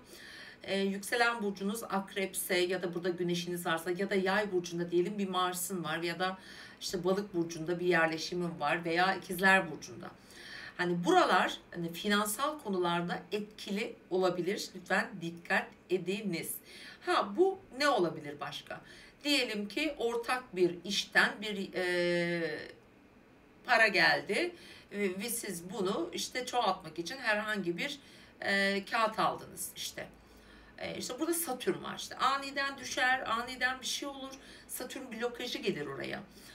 O yüzden özellikle bu hafta için buralara dikkat edin sevgili akrep burçları. Bu arada yönetici gezegeniniz Mars sizin, yani o da yaya geçtiği için risk, yani özellikle parasal konularda ciddi riskler aldıracak. Önümüzdeki bir ay çok güçlü olacak bu. O yüzden daha da lütfen dikkatli olmanızı tavsiye ederim. Yatırımlarınıza, kazançlarınıza, harcamalar, bakın ani harcamalar çıkarabilir. Evet, para kazanmak için güçlü bir enerji ama aynı tarafta da ani böyle para çıkışları da verebilir. O yüzden dikkat ediyoruz tüm akrepler. Şimdi bu haftaya şöyle gün gün baktığımızda, bakın pazartesi günü akrepler için önemli bir söz verebilir. Eşinizle evin içinde veya kendinize aile içindeki bir konu için konuşabilir, kendinize bir söz vermiş olabilirsiniz ve bununla ilgili bir girişle haftaya başlıyorsunuz. Ve hemen salı, çarşamba arası biraz önce bahsetmiş olduğum finansal göstergelere çok dikkat ediyorsunuz. Hani diğer yandan kazandırır mı? Kazandırır, bakın. Hani su elementi bir burç olduğunuz için kazanç da olma ihtimali var tabii ki, ama bu şansa dayalı değil de emekle, hani böyle çok çalışarak kazanılacak bir paradan bahsediyorum. O yüzden bir daha altını çiziyorum. Diğer yandan aşkla ilgili konular için çok güzel bir iki gün. Bu hafta ilişkiler boyutunda en şanslı burç akrep burçları diyebilirim. Çok duygusal gelişmeler yaşayabilirsiniz. Salı, çarşamba günü çocuklar, gelişimle ilgili konular, sanatsal konular, eğlenceli bir iki gün açıkçası sizin için. Aynı zamanda da manevi olarak da çok güçlü hissedeceğiniz bir, sezgileriniz de çok yükselebilir bu arada. Bazı şeyleri yani hislerinizle yön verebilirsiniz. Evet efendim, çarşamba itibariyle akrepler için çarşamba akşamından itibaren cuma akşamına kadar gündeminizde daha çok belki günlük hayatınız olacaktır. Orada tabii ay kuzey düğümüne falan da kavuşacak. Bu arada hani akrepler günlük hayatlarında, iş hayatlarında, işte sağlıkla ilgili konularda aslında iyi. Özellikle bu haftanın bu günleri daha da iyi olacaksınız. Çalışma yeri, işte sağlıkla ilgili konular, sporlar, egzersizler içinde çok aktif bir süreç bu arada. Böyle kullanabilirsiniz. Cuma akşamından itibaren işte önemli kısmı burada işin sizin için mesela nasıl diyelim, özellikle para biriktirdiniz diyelim ki bir partnerinizle, işte arkadaşınızla, işte ortağınızla ve onu düşünüyorsunuz. İşte nasıl bir harcama yapalım, nereye planlayalım. Dediğim gibi hep para olacak akreplerin gündemlerinde. Burada ilişkilerde bir takım fikir ayrılıkları çıkabilir, bir zıtlaşma söz konusu olabilir. Daha çok aslında hani fikirleri açıkça konuşarak, ortaya koyarak bence paylaşın. Yani çünkü bu, yani şu an harita bana diyor ki bir şeyleri açık açık konuşarak sözel bir şekilde, yani fikir birliğine vararak yoluna koyabiliriz. Hani kendi niyetim böyle söylerim ama kendi bildiğimi okurum yapmayın. Hani böyle bir laf var ya bizim Türkçemizde. Ortak karar almanızı tavsiye ederim. Yani ilişkileriniz gündeminizde olacak. Haftanın sonunda cumartesi günü sert bir gün. Aynı zamanda salı günü çarşamba ve cumartesi 2 gün sert. Direkt finansal konularda sizi etkiliyor. Biraz önce de dediğim gibi. Onun yanı sıra başka bir gelişme böyle, yani bütün gelişmeler bu şekilde olacak. Elbette ki şunu hatırlatayım ben. Akrep burçları, işte Mars, Güneş, Merkür ve burada tutulmalar yaşadık. Hepsi Akrep burcundaydı ve akrepleri ciddi boğdu. Ciddi kaotik günler geçirmiş olabilirsiniz. Yol ayrımlarına gelmiş olabilirsiniz. Bir şeye karar vermek üzere olabilir veya verdiniz. Ki bazı akrepler önemli konularda bir takım kararlar verdiler. Pazartesi günü bunu hayata geçirmek için evden kararlı çıkacaklar gibi duruyor açıkçası. Mutlu bir hafta diliyorum. Kendinize iyi bakın. Evet, geldik haftanın ve ayın burcuna. Yay ve yükselen burcu yay olan dostlar. Öncelikle doğum gününüz kutlu olsun. Şahane bir yıl diliyorum. Ve bu hafta, yani 20-26 Kasım haftasında hemen 22'sinde Güneş artık yaya geçiyor. Sizin burcunuzda parlayacak. Sizin hedefleriniz, sizin hayalleriniz, idealleriniz, yapmak istedikleriniz, her şey için size müthiş bir cesaret verecek. Çünkü hemen 24'ünde Mars da burcunuza geçiyor sevgili yaylar. Büyümek, genişlemek, ilerlemek, kök salmak. Kök salmak dediğimizde bunu hayatımızın her anlamında bakın hayata geçirebilirsiniz. Mesela bekar bir yaysanız evliliğe adım atabilirsiniz. Ya da böyle bir karar verebilirsiniz. Hayatından bir takım konuları değiştirmek isteyen bir yaysanız yön değişikliklerine gideceksiniz. Bakın bir ay boyunca bu alanda Mars ve Güneş size bu cesareti ve çok itici bir gücü verecek. Çok cesur olacaksınız. Zaten yaylar inanılmaz evrenin en cesur burçlarındandır.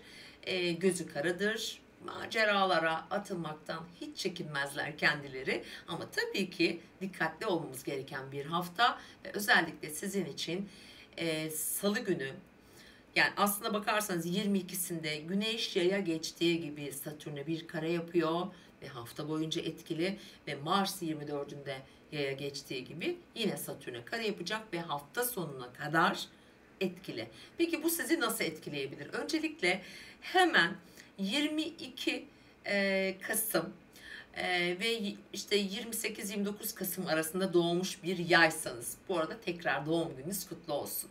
Güneşiniz 1, 2, 3, 4, 5 derecelerde bir yaysa tabii ki bundan çok ciddi etki alabilirsiniz. Özellikle aile içi konular, ebeveynler, ondan sonraki bunların tetikleneceği bir hafta. Lütfen oralara dikkat edin. Ani dürtüsel hareketlerde bulunmayın. Bu arada çok cesursunuz dedim. Spora başlarsınız. Hayatınızda birçok değişim yapmak istersiniz. Mesleki anlamda olabilir, ilişkilerde olabilir. Yani gerçekten inanılmaz bir süratle hareket edeceksiniz. Ve hafta sonu cumartesi günü yine Mars'la Güneş'in karesi var. Mars da burcunuzda olduğu için dediğim gibi derece olarak eğer etki alıyorsanız bu hafta lütfen ilk günlerine doğmuşsanız yayın dikkat edin. Bir takım istekleriniz blokajla karşılaşabilir. Önünüze engeller çıkabilir. Diyelim biriyle evlenmek istiyorsun. Hop ebeveynden red gelir. Hayır olmaz der. Örnek gösteriyorum. engeller, otorite engeliyle karşılaşabilirsiniz gibi konular, biraz mücadele etmek, savaşmak durumunda kalabilirsiniz. Bunu örneklerini çoğaltabiliriz. O yüzden özellikle ben tekrar tarih vermek istiyorum. Tam olarak 22'sinde yani 22, 23, 21, 22 ve 25-26, yani 21, 22, 25, 26 Kasım günlerini çok kullanmamaya çalışın. Özellikle de böyle önemli bir konuda birinden bahsedecekseniz. Evet efendim, genel olarak böyle bir etki altındasınız. Şimdi günlere göre baktığımızda ise haftanın ilk günü zaten bir şeyleri paylaşıyorsunuz. Böyle bir yazışmalar, hızlı bir iletişim, bilgi trafiği var. Hayatınızda bir yerlere gidip gelebilirsiniz. Yakınlarınızla bir şeyleri paylaşabilirsiniz. Hemen salı günü, bu arada çarşamba günü akşam saatlerine kadar işte biraz önce bahsettiğim ev, yerleşim yeri dedim, anne, baba, kökleriniz, onların sağlığı, onların genel durumu, ki bu arada sağlığı da ilgilendiren bir durumdur. Mars'ın Güneş'le Satürn'le böyle kareleri daha çok, dediğim gibi, belki aile büyüklerinin sağlığı olabilir ya da onların hayatlarında bir şeyleri değiştirmek üzere bir çaba içerisinde olabilirsiniz. Böyle bir gündeminiz var, yani evinizle, yerleşim yerinizle ilgili önemli gündemleriniz olacak. Özellikle salı, çarşamba burada biraz daha hassas, biraz daha duyarlı, daha dikkatli, hatta dikkatli, bayağı bir dikkatli olun lütfen. Her yaptığınız, diyelim elinize şu bardağı aldınız, bir durun, şunu bir hissedin, şöyle birkaç saniye durun, bir adım atacaksınız, şöyle bir ayağınıza bakın, yani bir durmak, böyle bir yavaşlamak zamanıdır. Yani durduğunuz zaman da bir şeyleri daha geniş görebilirsiniz. Yani özellikle yaylara bunu söylüyorum ki onlar da çok hızlı hareket eden burçlar oldukları için çok hızlı bir gökyüzü var. Şimdi efendim, devam ettiğimizde çarşamba akşamından cuma akşamına kadar işte sizin için güzel. Şimdi bütün yaylar için bakın, bu hafta ben, yani sadece yaylar için değil aslında, işte demin yengeçler için de aynı şeyi söyledim. Aşk hayatında, parada en şanslı burç, özellikle aşkta diyorum, yaylar. Bu saymış olduğum 2 gün ilişkiler konusunda oldukça cesur olacaksınız. Bilhassa Perşembe ve Cuma günleri hızlı bilgi alışverişi trafiği içerisinde olabilirsiniz. Sevdiğiniz insanlara böyle yüreklice işte teklifler götürebilirsiniz. Diğer yandan güzel çocuk haberleri, çocuklarla ilgili konular veya bir sanatsal bir konuda bir başarı yakalanabilir mesela. Böyle bir başlangıç da olabilir. Yani 5. ev konuları gerçekten çok geniş. Aslında her evin olduğu gibi oldukça güçlü ve burayı Mars yönetiyor. Ve genel anlamda da bir ay boyunca, bu şu demek aslında: paranızla, finansla, çocuklar, aşk hayatı, efendim sanatsal çalışmalar gibi gündemleriniz çok çok çok çok yoğun olacak gibi duruyor. Evet, bu arada birçok aslında yayın aşkla ilgili de güzel başlangıçları da olacağını söyleyebilirim. Tabii bu bir bitiş hikayesi de olabilir bu arada. Yani derece olarak nasıl etki aldığınızı bilmiyoruz çünkü.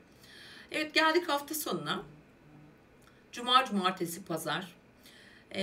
Daha çok günlük hayatınız hızlanıyor. Zaten yaylar günlük rutinlerinde oldukça son birkaç seneden beri hızlı değişimler yaşadılar.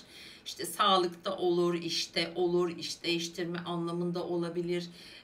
Bulunduğu yerde farklı yerlere geçişler olabilir. Böyle bir süreçti. Şimdi tutulmalarda etki aldı zaten buraları, ki sağlıkla da ilgili olabileceğini düşünüyorum açıkçası.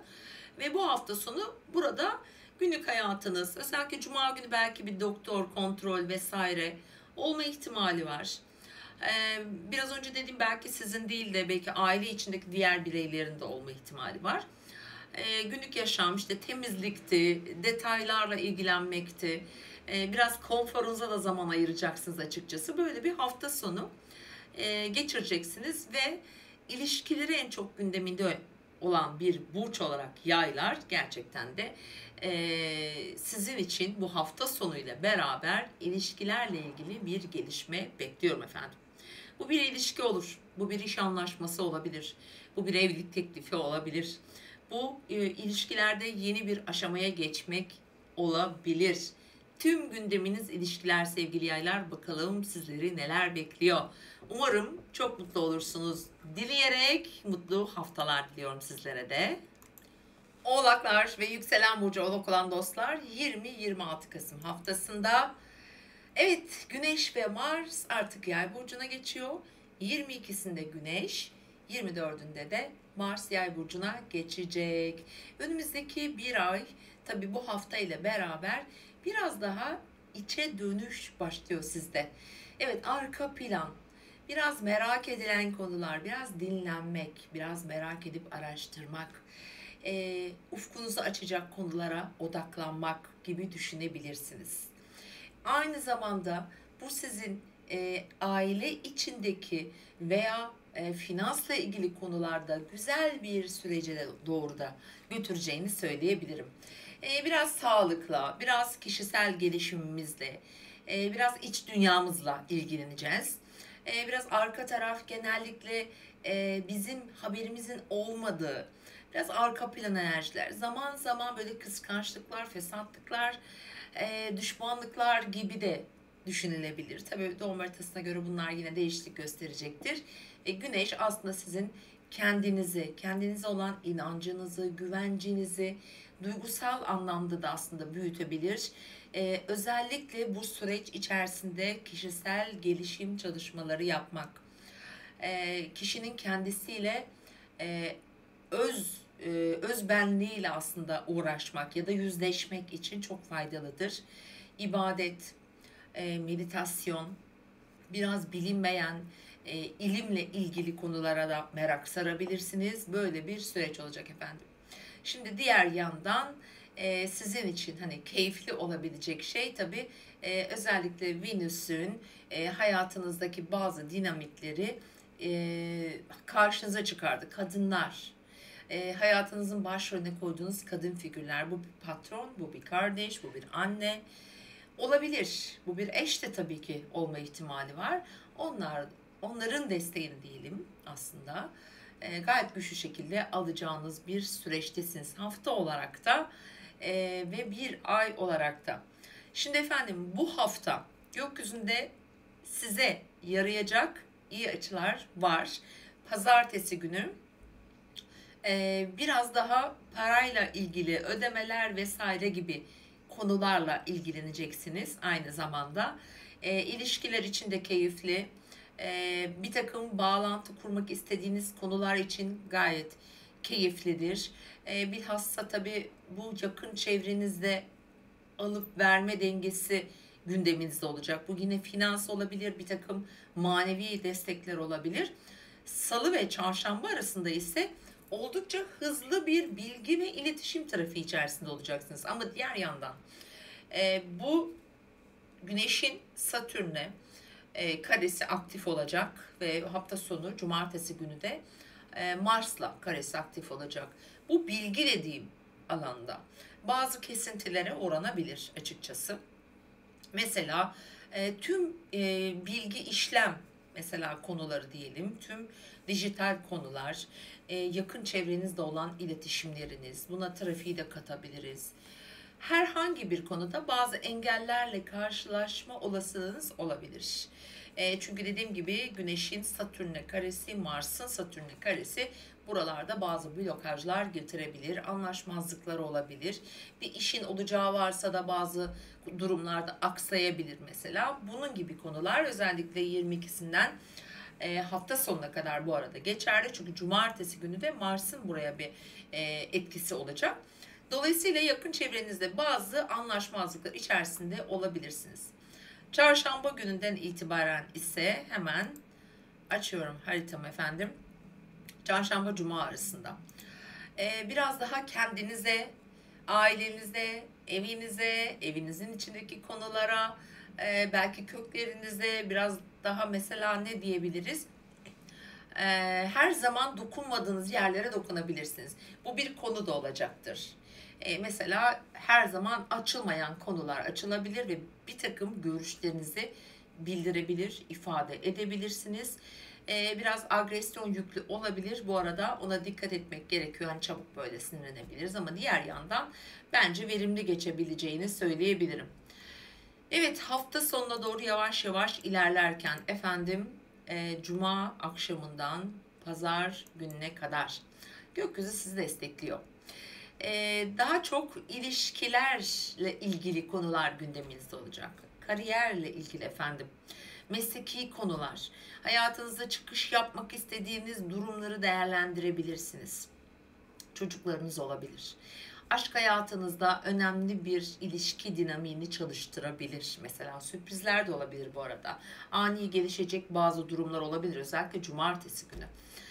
Bunu söyleyebilirim. Çünkü cumartesi günü Mars ve Güneş arasındaki kare çalışacak. Direkt değil ama dolaylı yoldan sizi ilgilendirebilir. Hayatınızdaki çocuklar, hayatınızda size bağlı olan ya da size ihtiyacı olan insanlar, toplumsal statünüzle ilgili konular gündemde olabilir. Bir takım sağlık sorunları da olabilir. Sizin değil de mesela bir arkadaşınızın vesaire gibi düşünebiliriz. Evet, böyle bir hafta olacak ve özellikle Oğlak Burcu'nun ilk derecelerinde yükseleni güneşi olan sevgili oğlaklar hafta sonuyla birlikte de bir günlük hayat hızlanıyor sanki. Bir işle ilgili bir gelişme olabilir. İşle ilgili gelişme bekleyen arkadaşlar. Diğer yandan bir sağlık sorunu veya bir sağlık gündemi söz konusu olabilir. Bir tedavi süresi olabilir ama hani daha çok şunu da eklemek istiyorum. Çok önemli bazı bilgilere sahip olabilir. Bazı haberler duyabilirsiniz bu hafta sonu itibariyle sevgili oğlaklar. Hayatınızı şöyle bir gözden geçirecek, çalışanlar için yanında çalıştığın, birlikte bir şeyler üretmeye çalıştığın ekip arkadaşlarınız gündemlerinizde olacak gibi duruyor sevgili oğlaklar. Umarım iyi bir hafta geçirirsiniz sizler de. Doğum haritanız tabii ki etki alırsa eğer bunlardan etki alırsınız. Belki de hiç etki almayacaksınız. Bunu da belirtmek istiyorum. Hoşçakalın. Kova ve yükselen burcu kova olanlar. 20-26 Kasım haftasında evet o dediler artık kovalar rahatladılar aslında. Çünkü yeteri kadar yoruldular. Tutulmalar derken, Uranüs derken, Satürn karısı derken gerçekten zor bir sürecin artık sonuna geldiniz. Ve bu hafta belki de en relax geçirecek burçlarından bir tanesisiniz. Bu hafta Güneş ve Mars Yay burcuna geçecek. Çok sosyal bir zaman başlıyor sizler için. O kadar sosyal olacaksınız ki toplumsal konular, eş, arkadaş ilişkileri, yemekler, organizasyonlar, davetler, buralarda boy göstereceksiniz. Oldukça hareketli bir süreç başlıyor. 22'si Güneş'in yaya geçtiği, 24'ü Mars'ın yaya geçtiği bir gün olarak tam bir aylık süreci işaret ediyor. Yeni tanışmalar, hayatınıza, ufkunuzu açacak yeni insanlar getirecek. Çok önemli olacak. Özellikle hafta sonundan sonra ilişki dinamikleri de hızlanıyor bu arada. Kovalar için gerçekten en keyifli aylardan bir tanesini geçireceğinizi söyleyebilirim. Bu haftayla birlikte özellikle. Ve tabii ki bu hafta dediğim gibi Satürn'ün Güneş'le Mars'la karesi de var. Direkt etki almıyorsunuz ama parayla ilgili konularda dikkatli olmanız gereken, şimdi sizi uyaracağım. Bu hafta içerisinde bazı tarihlerimiz var. Diğer yandan açıkçası destek de alıyorsunuz. Venüs'ün Terazi burcunda seyrediyor olması sizi destekliyor.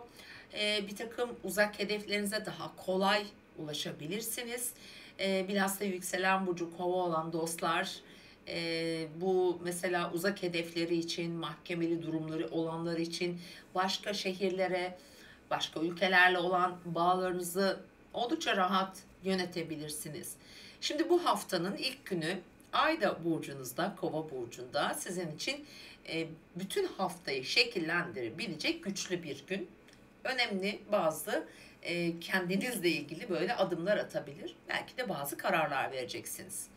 Ve hemen Salı günden itibaren çarşamba gününe kadar işte paranızla ilgili dikkat etmeniz gereken bir süreç olacak. Finansal göstergeler der ki sosyal çevrenizde alışverişleriniz, beklediğiniz ya da almak istediğiniz bazı paralar gecikebilir efendim. Geç kalabilir, gelmeyebilir. Böyle durumlarla karşılaşabilirsiniz. Hatta bir takım zorlayıcı durumlar da getirebilir. Cumartesi günü Marsyen bir etki sonuç olarak devreye girecek. O yüzden parasal konularda özellikle bu hafta böyle aşırı maceracı olmamakta fayda var. Biraz kabullenmek, biraz kabulde olmak, sabretmek gerekebilir açıkçası. Gökyüzü öyle işaret ediyor sizin için.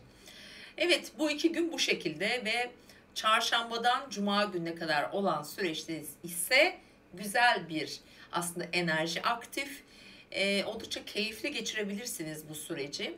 Diğer yandan şanslı olduğunuz bir alan. Özellikle hani kova burçları bir yerlere gidip gelmek, yeni bir şeylere girişmek, başlamak, araştırmalar yapmak, farklı ülkelerle ilgili konular, ticari konular mesela oldukça aktif görünüyor bu 2 günde ve özellikle eğitim, öğrenim gibi konular ve mesela sevdiğiniz insanlar diyelim ki kim olabilir bu?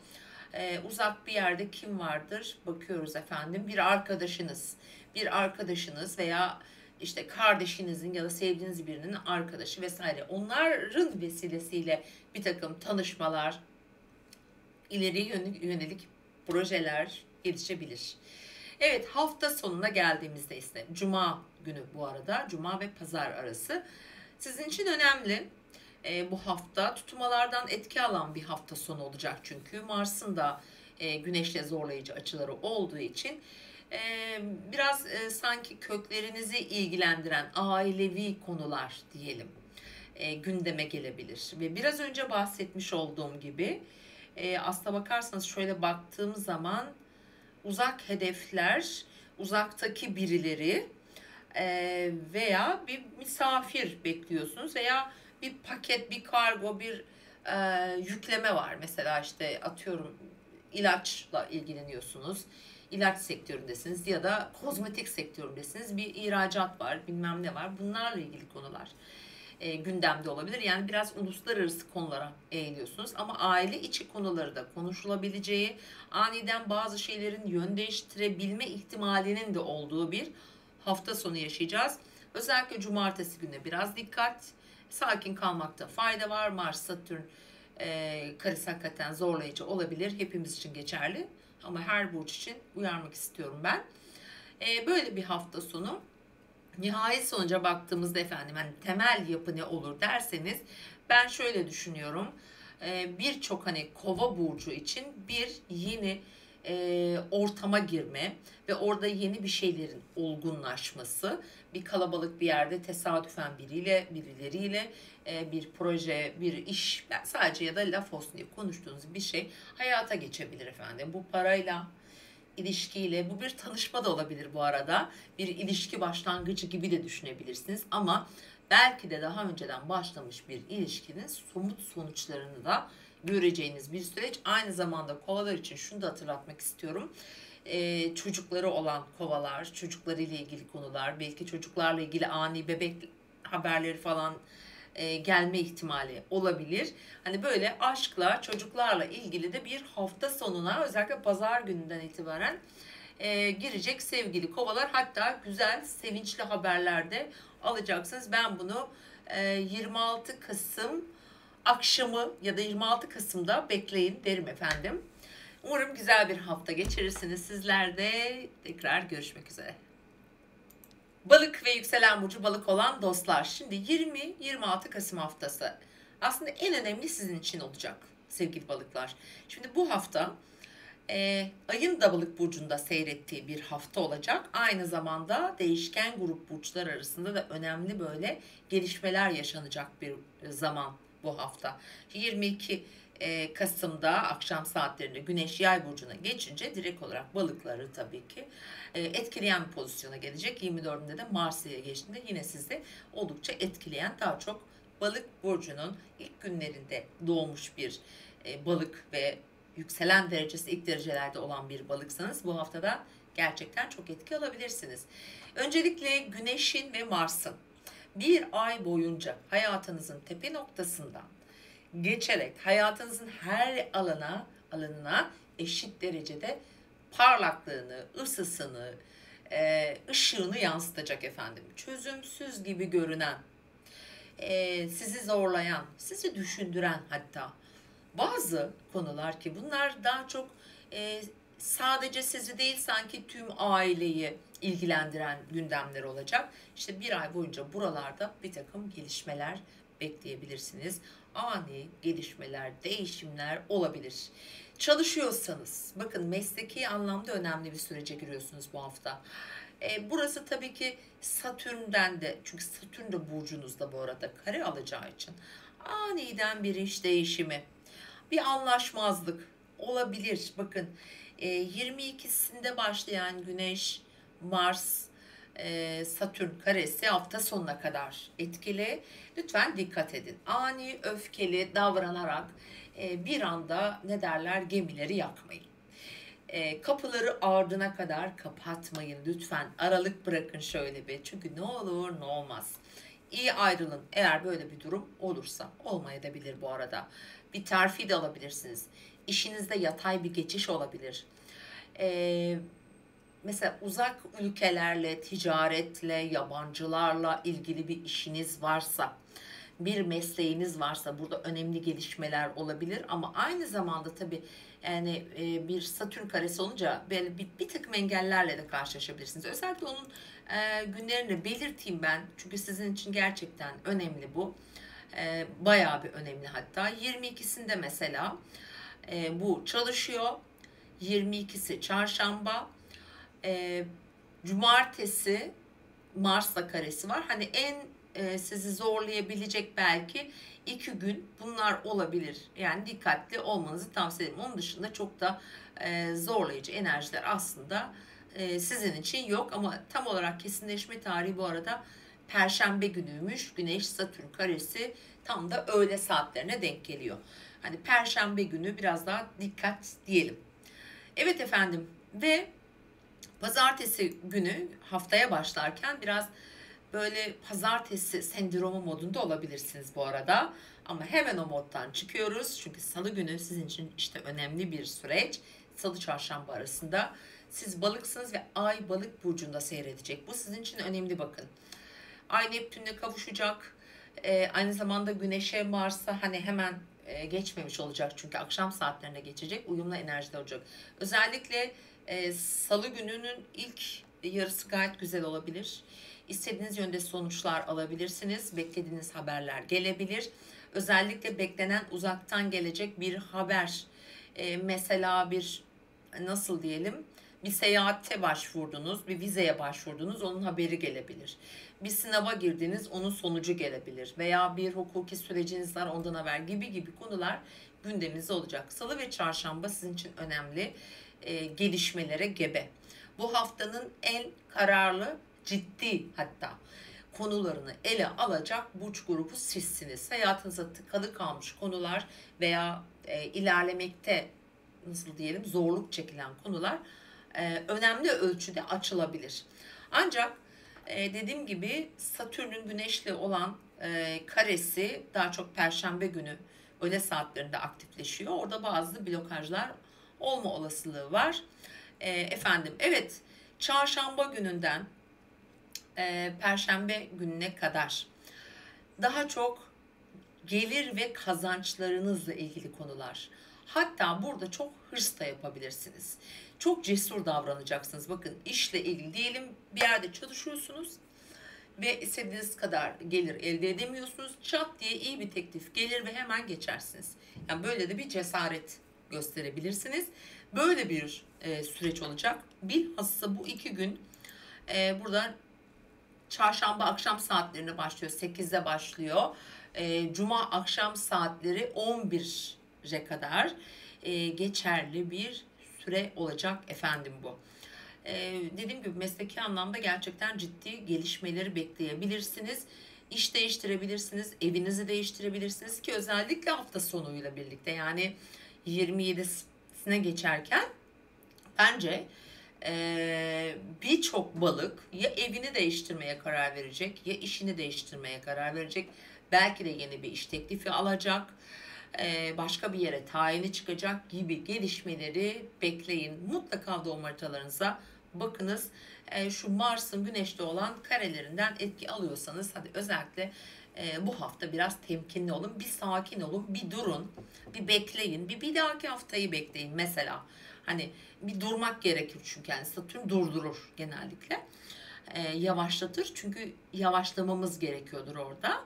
Bir şeyleri gözden kaçırmış, görmemiş, atlamış olabiliriz. Böyle değerlendirirsek çok daha rahat atlatabiliriz. Hafta sonu ise zaten hani Ayda Boğa burcunda olacak bu arada hafta sonunda cuma, cumartesi, pazar seyahatler gibi özellikle yeni girişilecek konularla ilgili bazı hazırlıklar olabilir. Bir takım paylaşımlar içerisinde olabilirsiniz. Yakın çevrenizle, kardeşlerinizle daha çok ilgileneceğiniz bir hafta sonu yaşayabilirsiniz. Bu biraz parasal konularla da ilgili olacağını söyleyebilirim. Beklenen bir finansal destek gibi düşünebilirsiniz veya o mesela bir yardımı olan, ihtiyacı olan birisinden böyle bir talepte gelebilir efendim sizlere. Evet sevgili balıklar sizler için de böyle bir hafta olacak. Dediğim gibi sakin bir durmamız gereken hafta olacak. Bunu unutmuyoruz efendim. Evet. Evet sevgili dostlarım, izlediğiniz için teşekkür ediyorum. Şu ana, şu dakikaya kadar hepinize mutlu bir hafta diliyorum efendim. Tekrar görüşmek üzere. Kendinize iyi bakın. Kendinize hiçbir şey için üzmeyin diyorum. Hoşça kalın.